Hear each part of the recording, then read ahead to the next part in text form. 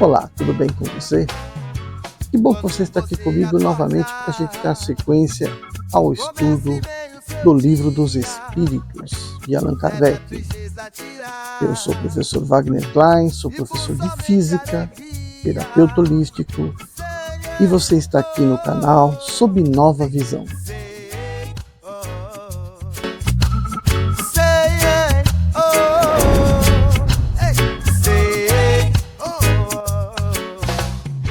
Bom, vamos lá, dando sequência ao nosso estudo, a gente entrou agora no capítulo 4, Pluralidade das Existências. O primeiro item é da reencarnação, e a questão é a 166. Kardec pergunta: a alma que não alcançou a perfeição na vida corpórea, como acaba de depurar-se? Então, o Espírito responde: suportando a prova de uma nova existência. Como a alma realiza essa nova existência? É por sua transformação como espírito? Ele coloca. Depurando-se, a alma sofre, sem dúvida, uma transformação, mas para isso lhe é necessário a prova da vida material. E o Kardec continua a mesma pergunta. A alma passa, pois, várias existências corporais? E aí ele fala, sim, todos nós passamos por várias existências físicas. Os que dizem o contrário pretendem manter-vos na ignorância em que eles próprios se encontram.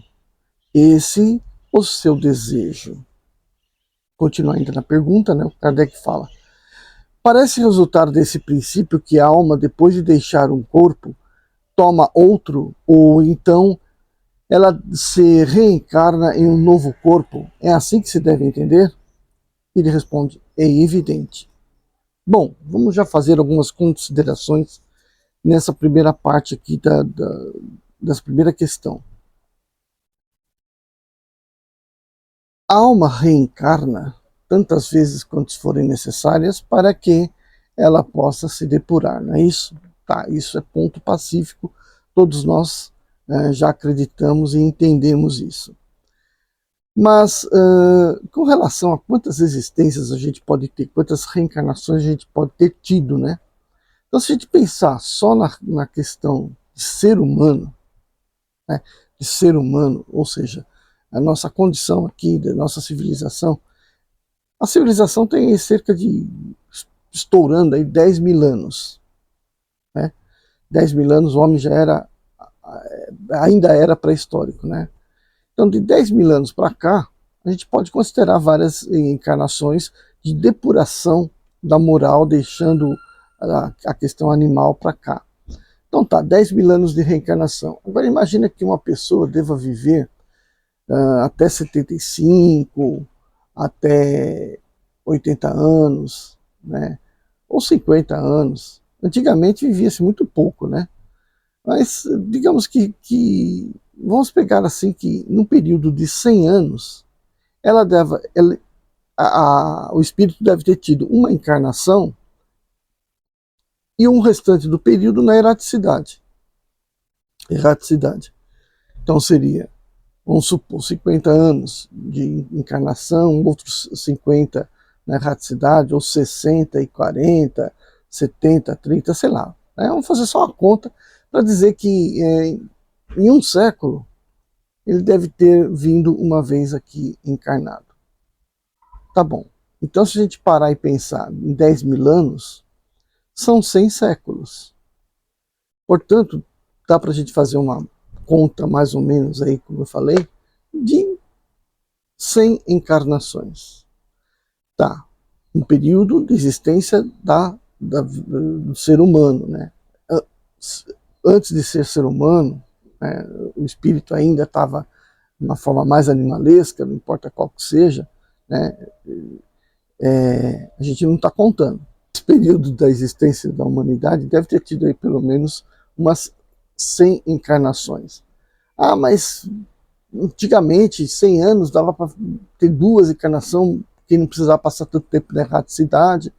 Então, vamos colocar isso para 2 encarnações em 100 anos. Tá bom, então a gente vai ter aí entre 100 e 200 encarnações para o espírito. O que já é muita coisa, né? Bom, vamos então agora à questão 167. Mas, porém, ontem, na verdade, eu estive assistindo um programa espírita na qual a palestrante ela fala do Kardec que ele teria sido um sacerdote, mas um sacerdote celta, né, um druida, e não um sacerdote egípcio, como eu havia falado uns vídeos atrás, porque aquela era a informação que eu tinha, né? Que eu já tinha ouvido. Então, eu não tenho a fonte exatamente correta, mas aí a gente fica nessa colocação, né? Ele foi um sacerdote, não importa qual que seja a linha, né, que ele existiu aqui na Terra. Talvez tenha sido os dois, né? Por que não? Mas volto eu a acreditar que é por conta dessa espiritualidade de vidas passadas que ele resolveu colocar esse pseudônimo. Então, questão 167. Qual é o objetivo da reencarnação? Expiação, aprimoramento progressivo da humanidade, sem o que, onde estaria a justiça? Questão 168. O número de existências corporais é limitado ou o espírito se reencarna permanentemente? Aí o espírito responde: a cada nova existência, o espírito dá um passo no caminho do progresso.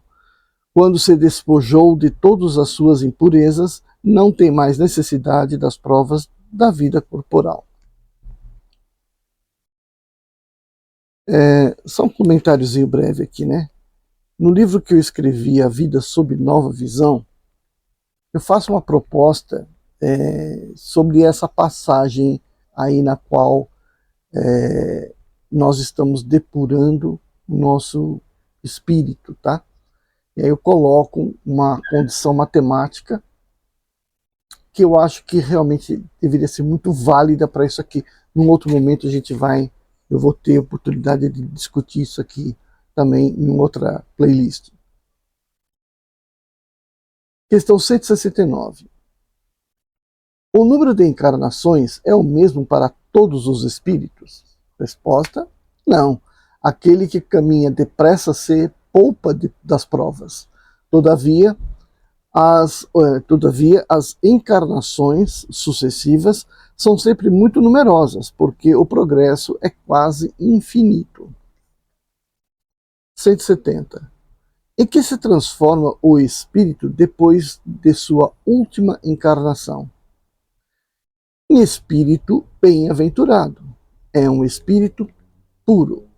Né? Então, como no hinduísmo, no budismo, atingir o estado de nirvana, estado de Buda, né? A iluminação. Se você for pensar nas outras religiões, como as religiões mais materialistas, tem a questão dos 7 pecados capitais, né? Ira, gula, sensualidade, não é sensualidade, Bom, os 7 pecados capitais, né? Vai aparecer aqui todos eles. Então, se você pegar as religiões mais materialistas, se encontram os 7 pecados capitais, né? Que uma depuração da nossa alma seria equivalente a se livrar completamente de todos aqueles tentações, né, da vida material. Justiça da reencarnação, item 2. Questão 171. Sobre o que está baseado o dogma da reencarnação? O Espírito responde: sobre a justiça de Deus e a revelação, pois repetimos sempre, um bom pai deixa sempre aos seus filhos uma porta aberta para o arrependimento. Não lhe diz a razão que seria justo privar para sempre da felicidade eterna todos aqueles cujo progresso não dependeu deles mesmos? Não são todos os homens filhos de Deus? Somente entre os egoístas se encontram a iniquidade, o ódio implacável e os castigos sem perdão. Então, o Espírito aí respondeu de forma categórica que, enquanto houver pecado, haverá oportunidade de se reconciliar, de se salvar. Fazendo uma comparação com as nossas escolas, né? O aluno repete uma prova, o que acontece? Vai ter uma prova substitutiva, vai ter uma outra recuperação, até que ele aprenda o conteúdo, não é assim? Kardec continua, faz uma reflexão. Todos os espíritos tendem à perfeição, e Deus lhes fornece os meios pelas provas da vida corpórea. Mas, em sua justiça, faculta-lhes realizar em suas existências o que não puderam fazer ou concluir numa primeira prova. Não estaria de acordo com a equidade, nem com a bondade de Deus, castigar para sempre aqueles que encontraram obstáculos ao seu progresso, independentemente da sua vontade, no próprio meio onde foram colocados. Se o destino do homem está irrevogavelmente fixado após a sua morte, Deus não teria pesado as ações de todos na mesma balança e não os teria tratado com imparcialidade. A doutrina da reencarnação, isto é, aquela que admite para o homem várias existências sucessivas, é a única que responde à ideia que fazemos da justiça de Deus, em relação aos homens colocados em uma condição moral inferior. A única que nos explica o futuro e fundamenta nossas esperanças, pois que nos oferece o meio de resgatar nossos erros através de novas provas. A razão indica essa doutrina e os espíritos nos-la ensinam. O homem consciente da sua inferioridade tem na doutrina da reencarnação uma esperança consoladora. Se acredita na justiça de Deus, não pode esperar por toda a eternidade estar em pé de igualdade com aqueles que agiram melhor do que ele.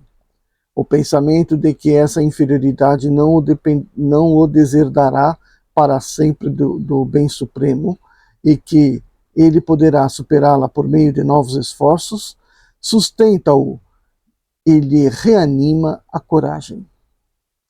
Qual é aquele que, no fim do seu caminho, não lamenta ter adquirido muito tarde uma experiência que não pode mais aproveitar?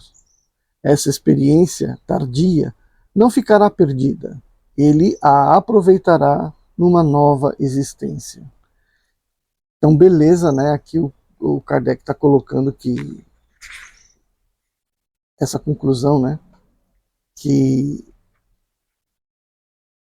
a certeza de que você vai poder, né, tentar se recuperar, tentar se melhorar, já é um grande ânimo, um grande entusiasmo, um grande fator de coragem.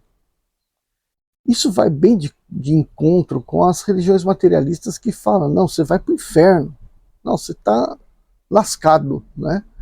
Se você pecou, você fez coisa errada, você vai se dar mal.